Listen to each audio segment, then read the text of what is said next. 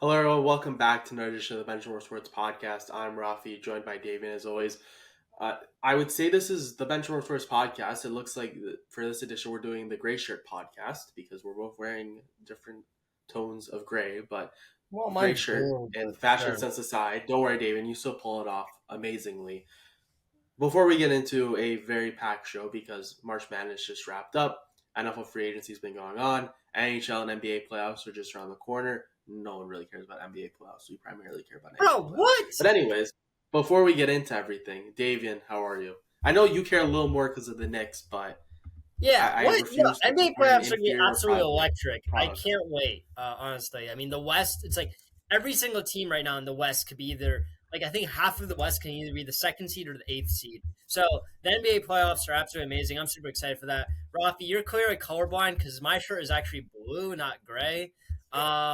Other than that, I've been doing great. We'll let the viewers decide, but it definitely All looks right, like a yeah, light sure. gray. Viewers, is my shirt blue or gray?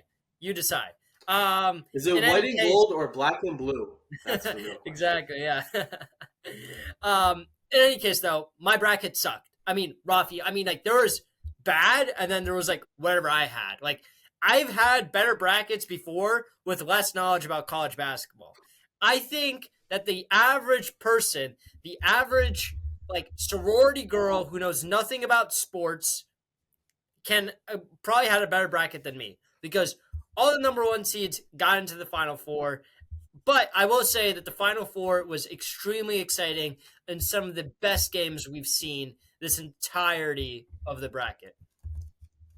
Yeah, I mean, I'm pulling up my bracket right now so we can do a Post little bit of synopsis. a therapy session Post and post mortem. discussion. Yeah, it Yeah. was Let's see what you honestly, got. if I'm gonna be straight up, I'm really surprised no one had a good run at the perfect bracket just because of Yeah. how chalk things went overall. It was all 1 and 2 seeds aside from Texas Tech as the only non 2 seed, and they were a 3 seed. So in the Elite Eight, it was incredibly predictable. We didn't see any seeds higher than a 12 seed win. We saw two 12 seeds pick off fives. I believe, yeah, it was McNeese and then also Colorado State. Colorado State was a pretty predictable one too. I guess McNeese, but if you were like, oh, I like the aura vibes, you would have picked McNeese. Overall, looking to you had there was only a couple occasions too where there was like a 6 seed over a 3 seed, or you had a 5 over a 4. The real outlier was really Arkansas, who beat St. John's and then made it to the Sweet 16, only to lose to Texas Tech. And so again, I'm actually quite surprised that no one had a good run at the perfect bracket. We've seen years in the past where it's a little more crazier. I think this was the most shock year that I've at least, as someone who like follows this and takes does the predictions, does a lot of talking about it. This is the first year that I think things have really just gone chalk. We can talk Yeah. last year and how UConn beat Purdue. I think that was kind of like a couple years back with Baylor Gonzaga, where it was you could predict a Baylor Gonzaga. You could predict, like, a lot of people knew UConn was going to win the national championship last year. That was the Yeah. heavy favorite, and lo and behold, they did, and they beat Purdue, another team that a lot of people reasonably picked to lose to UConn in their national championship. So I'm not saying this year wasn't predictable, but it just felt like out of all the years that I've looked at college basketball in the past, May brackets, etc., this was, for me personally, if no one got a perfect bracket this year, it's hard for me to believe that someone's going to do it at some point. I don't think it Yeah. gets any easier this year, personally, just looking at how things went. Yeah, honestly, I mean, I felt like this year was like if anyone could have predicted it, it would have been this year. And I mean, it just clear wasn't because clearly just wasn't. Like, that didn't happen. Um, I really hope that this is not what we're going to keep seeing because of NIL. That these big top heavy schools are going to continue to get the top five talent in the country and continue to just absolutely dominate on the court.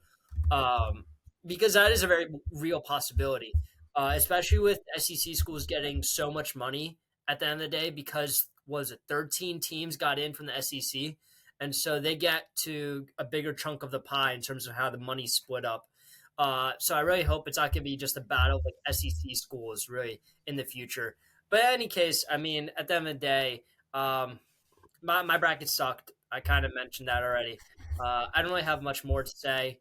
Uh, I just hope I don't fumble my bracket next year as much as Sharp fumbled that shot at the end of the game because that was pretty bad. Yeah, we'll get into that game shortly and just the Final Four in general because I think the overall tournament was a little lackluster. Again, we didn't see many upsets. We didn't really see any Cinderella runs, no buzzer beaters. So it was a little like that Houston Florida ending. I was really hoping I'd get to see a buzzer beater just with how down to the wire things got, and unfortunately they just couldn't get a shot off. And again, we'll get into that a little more just in a moment. But I understand the sentiment that you're saying. It's a very common sentiment now where it's NIL's ruining like March Madness is gonna we're seeing the fruits of it already. Like we're gonna see no upsets, no Cinderellas, etc. And I just think that this was just a year where the top four seeds, the top four overall seeds, were just the best teams. And like last year there was still this NIL stuff. We had Alabama as a 4 seed. We had NC State as an 11 seed. Yes, UConn still won it all, and yes, Purdue was the runner up, both 1 seeds. But I think this year was more of an anomaly than has come and it's going to like infect college basketball and make it Yeah. boring or anything. And just overall looking at the bracket, like again, I think this was more just a throwaway year where we haven't seen the last time that all 4 1 seeds made a Final Four. I believe was like 2008 or 2007. And yes, NIL didn't exist for the 14 or 20, however many years. We're between 2008 and 2025, so 17 years. But I still don't. I don't think NIL is really gonna affect this. I think we're gonna get back into chaos over the next couple of years again, which I certainly hope so. So because again, too, like when I'm looking at some of these games, Florida very easily could have gotten picked off versus Texas Tech. Texas Tech could have very easily lost that game versus Arkansas too. Arkansas was up big.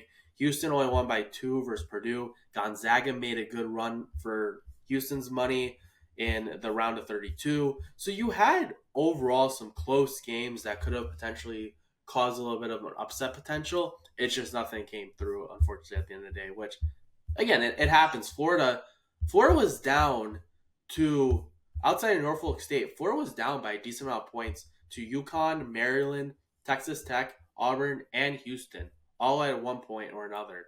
During, I don't think Maryland as much, but Texas Tech, UConn, Auburn, and Houston, Florida was trailing by 6 points or more in all those Yeah. games. So we very easily could have We could have seen seen. a different Yeah. team go on a run. Easily. So Yeah. that's where I'm saying, like, I don't think NIL is. It's not like all 4 of these 1 seeds just steamrolled True. everyone They on did the not. way No, to that the is true. Final Yeah. Four. If that had happened, I'd be a little concerned, but I'd also had that same sense be like, you know what, those were just the 4 best teams. We rarely see it, but you'd expect the top 4 seeds, the top 4 overall seeds to make it. Let's get Yeah. into the Final Four because again, we can talk all we want about the bracket in its entirety, but because it's more recent, let's talk about the Final Four. I think the big thing that was crazy to me was Duke. I'm sure you watched Duke Houston, but that Duke collapse was unbelievable. As someone who had Houston over Florida, my national championship, first off, so close. But anyways, I was I was still watching the Houston Duke game because, as any sports fan and any March Madness enthusiast would know, never turn off a game, even if it's like a 15-point game, because you never know, and you don't want to be the Yeah. guy who turns off that TV, goes on about your day, and then you look at your phone half an hour later and you see you just missed the biggest comeback, one of the biggest, the craziest sequences that's ever happened, and then you're like, why did I do this? So I was kind of out of it at that point. I was like, okay, Houston lost. I'm not going to win any money in my pool, etc. It was dawning over me. And then within a span of like 7 minutes, like not even like within a span of like the last 2 minutes of the game, Duke really just at all opportunities just completely threw the game to Houston. I know that people are going to talk about that overrun back foul that got called on Cooper Flag with I believe it was like a minute and a half left in that game that gave Houston the lead. But at the end of the day, you can't make one field goal with 7 minutes left No, you and can't. expect to You're win not a going to basketball win. You're game. just not going to win. You just can't. Yeah, I 100% agree with you, Rafi. I mean, I think there was a lot of like very wacky calls. I mean, like uh like Houston was sold that game off that interference and somehow just played a lockdown defense, got the ball back. There's so many times where Duke could have just iced the game and they just didn't. At the end of the day, right? Cooper Flag took that last shot, and I think that was the best shot that could have been taken. It's just kudos to Houston's defense. They really showed up, And we saw that same defense really kind of show up at the end. Oh, well, I guess at the beginning of the final game Yeah. against Florida. But in any case, yeah, that was a crazy game, Rafi. I was with my friend. We were watching at a restaurant. Realized the score was getting kind of like out of hand. We were like, you know what? We'll just go over to my house, then start watching. And then we turn it on, and we're like, oh geez, like this game's basically over. But we're like, you know what? Whatever. Let's just watch it out. And then I started saying like, like they still got a chance, like mathematically speaking, of And course. it was just And they just crazy too. did. Like I don't know how. It's just like everything that could have gone well for Houston did, but it's not because of like how well Houston played. I think Houston played amazing defense, but Duke could just not make a shot. And like some of like why they gave the ball to that guy. I forgot his name, but the guy was shooting like what 50% from the free throw line. Like why he got the ball at that last second, like one of the last possessions. I don't really fully understand that. Malawach, who No, had zero rebounds. Like Houston well, it dominated wasn't that Malwatch, game but yeah, along the Malwatch boards. was also well, Malwatch, like like I've Oh, been was it hearing Proctor then? it was Proctor. Proctor Yes, it was missed. Proctor. Yeah, he missed the Uh, 1-and-1. Yeah, yeah. Malwatch didn't play a great game, and some people are blaming the White House for that because they apparently said they're going to be pulling South Sudanese visas, and of course, Malwatch is South Sudanese. So, who knows if outside factors were at play? But in any case, one player doesn't make the team, and I mean, Connect was sorry, Knipple was playing insane. So, uh, yeah, he was very good. He at really the end of showed the day, out. people stepped up. So at the end of the day, can't really say like, oh, like Duke didn't show up to play. They did, just not the last 7 minutes of the game. Yeah, and I think the big thing too is you look at Duke's schedule, and this was mentioned on the broadcast as well. Duke really did not play a lot of close games this year. A lot of the games Really, they played, I didn't Duke even know that. really ran away from it. Most of their games that they had won were 10 plus points, 6 plus points, because part of it's you're in the ACC, part of it's Illinois deciding just not to show up at MSG for some reason. Alabama, they beat by 20. Arizona, they beat by 7, but that was Arizona kind of trying to get a little more into it at the end. Baylor, they just obliterated by 23, and Mount St. Mary's, they essentially doubled their Mount St. Mary's amount of points. And I think that coupled with a relatively inexperienced and young Duke team that's full of freshmen, this is where we get into the whole experience conversation where a lot of those guys, like such as Cooper Flag, such as Malwash, they're all really young players. And when you have young players and you also have less experience in those late game situations, it can be really daunting. And we saw that once Houston decided, you know what, we're going to start applying more pressure, we're going to be more desperate, and they didn't foul, which was crazy that they didn't initially when they were down 6, but they didn't foul. They sped up Duke, and what happened? Duke was a little more careless with the ball. They turned it over. They were fouling Houston, and it just seemed to unravel really quickly. So I think that's where you get into that conversation where yes, Duke had a really good team, and yes, they very easily still could have won the championship. They were obviously one of the top teams, but that inexperience in just in your career and also in big game moments, I think really costed Duke this year. And it's unfortunate too because Cooper Flag is for sure gone. He's gonna go to the NBA draft 100% unless he's watching the draft lottery and like the Wizards get it. And he's like, oh, no, I don't want to go to the Wizards. But in all, like the Cooper Flag is going to the NBA just because of the pure money that he's going to be making, especially just on that first deal, get closer to your max, etc. So it kind of feels like a pretty big blown opportunity for Duke's program and John Shire, Yeah, but you see the progression. I think John Shire has this program in a really good spot where since taking over from Mike Krzyzewski, Coach K, they've slowly, unfortunately, they've been losing. They haven't gotten the job done, but they keep progressing closer and closer to the goal of making that championship game and winning. So I still think Duke is going to be a formidable opponent for year over year, and I think Shire is going to do a great job with that program. But again, it's just really unfortunate. Let's go real quick, David. What were your thoughts on Florida Auburn? Because this is another game too where Auburn had a nice lead. I believe they're up 8 or 9 at the half, and just like what we saw with Houston, we saw Florida get back into their game. Clayton Jr. was honestly, aside from Cooper Flag, Clayton Jr. might have been my standout player of this tournament just by like I didn't know anything about him. I knew a little Yeah. bit about him. I watched him at the SEC tournament, but he really is such a good player. And we'll get into this shortly with Florida Houston in the national championship game. But like I believe he had like 32 points. He really took that game over, and he was a big reason why Florida won the national championship at the end of the day, and was again a big reason why they won just a couple of nights ago versus Auburn as well. He's a fantastic player. Yeah, no, he absolutely is. And what I'll say about Florida is that they love to wake up in the second half, and we saw that against Auburn. We saw that against Houston, and I give kudos to Clayton Jr. I mean, I did not hear about this guy at all, and just watching him play and see how well he just dominated the floor and controlled really the pace of the game. And so I really don't have much to say. I think Auburn kind of.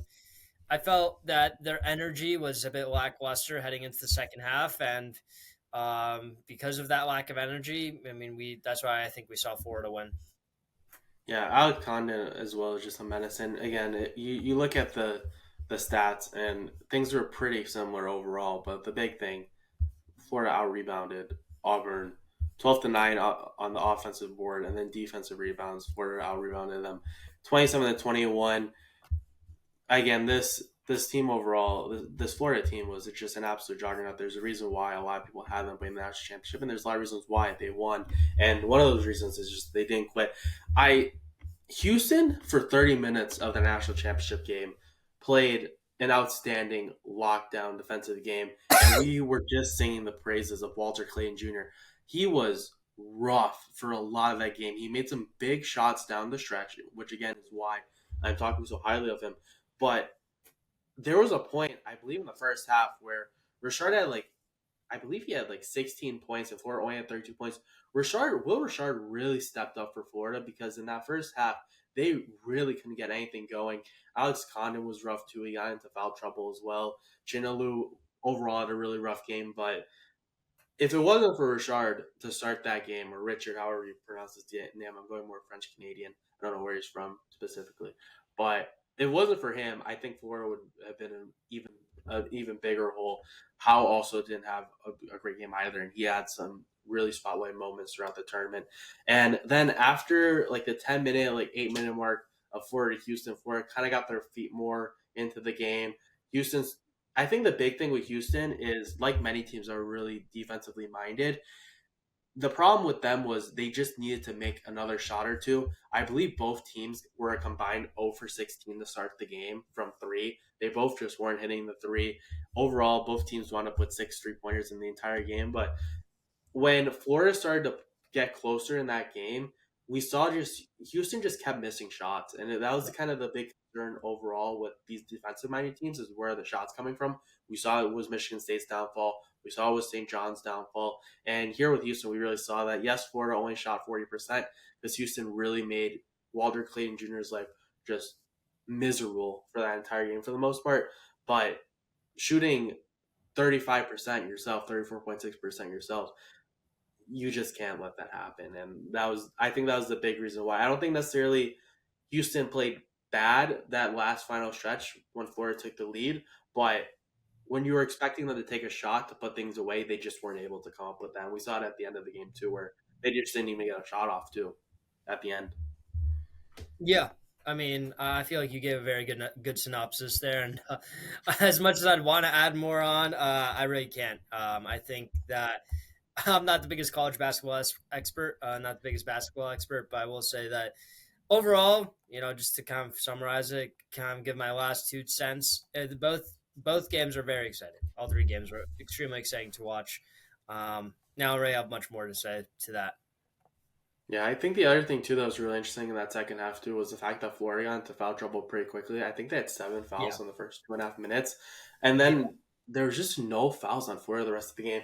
I think a lot of people are going to point to what should have been a goaltending call against Florida, which wasn't called, and then Florida proceeded to hit a big three to get that game a little closer and within reach before the end of the first half. I think a lot of people are going to circle that game, that play as a pivotal point, but again, if you're up by 12 points, you can't be blowing that lead or 12, 14 points, however many points it was.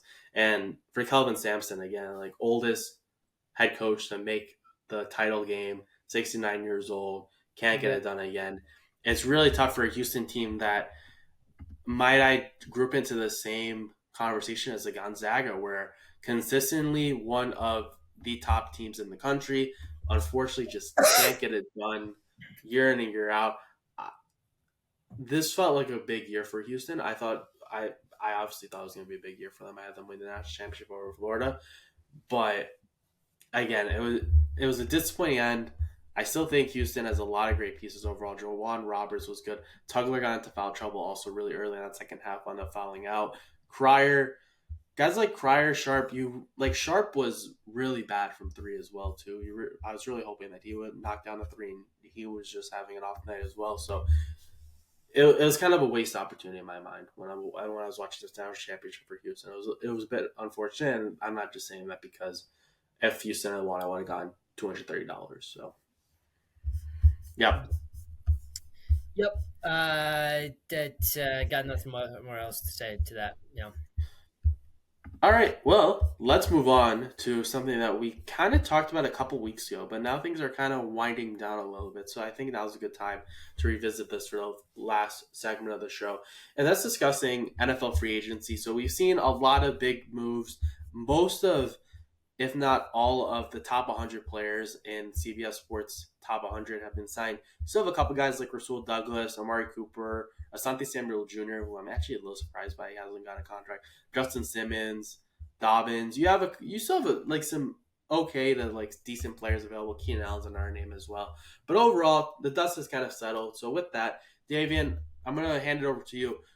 What team or multiple teams do you think really had a solid offseason before we get into the draft, obviously, where teams are going to look to patch some of those holes that they weren't able to fix during NFL free agency? Yeah, I'm trying to think. I think that the Bears had a very good free agency in the fact that um, they got Ben Johnson as their head coach and they shored up that offensive line. And so they signed Rams right guard Jonah Jackson. They got Joe Thuney from the Chiefs, and they also picked up Drew Dalman. So they really built around Caleb Williams, which is something that's extremely key to the development of Caleb Williams. So maybe more so Caleb Williams was the winner rather than the Bears organization. But I feel like when your quarterback is winning, your team's winning as a whole. So I would say that the Bears are actually one of the bigger winners. Even though I wouldn't say that they did anything shocking per se. Um, but I will say also that I think that if the Steelers get a good quarterback, they could really be deemed a winner, especially with Devontae Adams as their number one wide. Not Devontae Adams, DK Metcalf as their number one wide receiver. Yeah, I completely agree on the Bears, and I'm sure, Davian, once we get to the start of the NFL season, you will be singing their praises and picking them to go to the Super Bowl because apparently you're the Chicago homer on this podcast, believe it or not, which is a little I am. surprising I because am. one of us is actually from Chicago and the other one is not from Chicago. We've been away in a place called the New York City metro area, or as other people like to call it, also Jersey. Yeah, I think the Bears were the big winner in my mind too. I do think that I like the Rams picking up Devontae Adams. I know you just lost out on Cooper Cup. Honestly, for a winner to pick up Cooper Cup and Sam Darnold for the Seahawks, I think it's a good move. They were pretty close to the playoffs this past year. I wasn't a big fan of Geno Smith, so you replaced him with Sam Darnold. We don't know how Sam Darnold's going to fit into the Seahawks system. It certainly could blow up in their face, but I think you adjust your quarterback position with a decently young quarterback still who's shown flashes and had a really solid year last year with the Vikings. I really think the big thing for the Seahawks is continuing to beef up that offensive line. I know Charles Cross was a draft pick from a couple years ago, so just continuing to build out the trenches. As we saw when there's a lot of pressure and a lot of blitz applied to Sam Darnold, the Los Angeles Rams, who he's going to see twice a year next year, he's tended to kind of shrink that spotlight. So hopefully they can continue to beef up that team a little bit. And yeah, you lost DK Metcalf, but Cooper Cup, if he can stay healthy, I think should replace him quite well overall. David, was there a team that you thought was a loser, or do you have another winner that you'd like to mention as Um, well? Because I have I a would loser personally. I'd like to talk about both. Another winner, I think, are the Commanders. They picked up Debo Samuel, of course, through the trade, and they really shored up their offensive line, bringing back their old guards like Trent Scott. But they also picked up some more wide receivers like Noah Brown, KJ Osborne, and improved their secondary as well. So I think all around they didn't lose anybody and they gained new pieces. So I would consider that a winner. I think the Patriots are big winners as well. I don't want to ride the coattails too much or glaze them too much, but you got Mike Vrabel, you get absolute stars and studs on the defensive side of the ball. On the offensive side of the ball, you got Stephon Diggs as your wide receiver. You finally get that help that Mac Jones needs. And you're going to head into the draft with the number 4 pick, and you're going to be able to pick not just you don't need a pick to the beauty about the Patriots pick now. I feel is not that they need to fill a position per se, but they can pick the best player on the board, and I think that gives them huge leverage in terms of drafting. But I'll stop yapping right after this because I do want to talk about a big loser, and I think the losers are really the Cowboys. I mean, man, they just didn't do anything. Again, Jerry Jones is the cheapest owner out there, and there's no way you can say that the Cowboys are America's team if they just refuse to sign anyone. I mean, I'm looking at like the players that they signed, and there's nobody that really stands out to me. Like, well, you signed Miles Sanders. Like, all right, good job. Like, you added more depth to your running back core, and Javonte Williams. But when you have the money, why aren't you going after these big players? And the thing is, they also just re they restructured Dak Prescott's deal and CD Lamb's deal. So you have more money to use now, unless and I don't get why you don't use it, because now it's going to be even harder to sign CD Lamb in the future, because now not only are you going to have to put up the money for CD Lamb, you're also going to have to think about, well, if I'm CD Lamb, like, do I want to come back to this organization even? Yes, it's the historic Dallas Cowboys organization, but they just suck. And the organization as a whole just absolutely stinks. I think they had bad coaching hires as well. So I think that they're one of the biggest losers of the free agency. Yeah, that's a good point as well too, especially with those restructurings. That last year I could kind of understand, like, yes, there's the all-in comment, etc. But I they were cap strapped, but overall it was pretty underwhelming for what felt like they were building up to a couple big swings. Maybe we'll find out in a couple years that they had some stuff on the stove top, but nothing really materialized. But yeah, for them to walk away with essentially nothing, no offense to Miles Sanders and some of their minor signings and trades that were made, they really didn't do much. My final team before we close the show, as a loser personally, I think the Steelers. Yes, you pick up DK Metcalf. I just have to ask who is throwing the ball to him and George Pickens. That's the big thing. Yes, the Steelers offense, I get that. offensive talent has gotten better, There's a but lot. you also lose. You also lose, as much as I like to just dunk on Najee Harris because he was really bad for me the year I picked him in the first round in fantasy football. Najee Harris was a pretty consistent running back for the Steelers. They didn't really find a replacement for him as well. Yes, you have Jalen Warren, but is he going to be a bell cow running back? I think of him more as a complimentary running back. So overall, the Steelers' offense is just in an interesting position where the offensive line, they didn't really do too much to address that massive hole. Yes, you have Pat Fryermuth. Yes, again, you have DK Metcalf and George Pickens, but the running game is a concern to me. O-line is still a concern for me. And if the Steelers were picking in the top 5, it'd be like, okay, well, they're going to take Sanders or Ward and it's done. But I can't help but feel that they're going to run it back, the Kenny Pickett pick over again, and they're going to take like Jalen Milroe or Jackson Dart with a 21st overall pick. I guess Dart, there's some potential for him, but I really do feel I don't see outside of Sanders or Ward another quarterback at this moment in time that's worth that 21st overall pick. So unless they're planning on trading up a haul to get into that position to draft the Sanders, the Steelers, I just think they're spinning wheels. Maybe they pick up Aaron Rodgers, and that's at least someone. But I feel like the Yeah, Steelers are just continuously spinning the wheel of mediocrity until yeah. like that. And it's No, just the standard right now for them is a winning season, and it's not built upon going on deep playoff runs. And I think that's an extremely flawed mindset that they have right now. yeah, I will say that they really have not been able to lock down on a quarterback since the retirement of Big Ben. Um, and I feel like it's even worse than what the Patriots or the Giants have seen. Because like at least the Giants had Daniel Jones for a few years, right? I feel like this Steelers team has really had nobody. It's been just a cycle of players. I mean, you had some hope with Dwayne Haskins at one point, may he rest in peace. But beyond that, like, Kenny Pickett, he's gone, right? Mason Rudolph, mediocre play. Russell Wilson, Justin Fields, I guess both good players, but you let them walk, which I get See, why. and that made no sense to me though, because But what was the whole point of the experiment of Justin Fields and Russell Wilson? Justin Fields being the younger quarterback for them to bench him, ride out Russell Wilson when he wasn't playing I the down the stretch, and then I don't let get it. both of them walk. It I don't makes get it. and I they're think gonna maybe go. they They just think didn't like Aaron Rodgers is either of gonna them. solve their problems. I think I didn't. I just don't think they liked either of them, and I think that they probably see someone in this. It's a QB heavy draft, right? At the end of the day, and they No, probably it's just see not. someone. I mean, I think it is. No, I I I mean, don't like, think you got there's. Shador, Cam Ward. Okay, well, maybe I'm wrong. If this was last year, Davian, I'd 100% agree with you. But this year is just outside of those top two. I could see a Dart potentially, just the way he's getting hyped up. But I could Jalen also see it being Milrow, like a Jackson Will Levis Dart, type of thing where Will Levis got really hyped up, Malik Willis really got hyped up, etc. Where people are like, oh, this they're gonna get into the first round, and they either went in the second round or third round.